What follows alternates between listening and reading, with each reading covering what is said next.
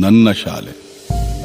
ಅಕ್ಷರ ಎದೆಗೆ ಬಿತ್ತಿದ ಶಾಲೆ, ಪ್ರಜ್ಞೆಯ ತಲೆಗೆ ನೂಕಿದ ಶಾಲೆ, ಬದುಕುವ ದಾರಿ ತೋರಿದ ಶಾಲೆ, ಎಲ್ಲರನ್ನು ಪ್ರೀತಿಸು ಎಂದು ಕಲಿಸಿದ ಶಾಲೆ,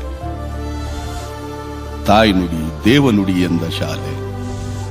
ಈ ತಾಯಿಗೆ, ನನ್ನ ಕನ್ನಡ ತಾಯಿಗೆ ನಾನು ಚಿರಋಣಿ.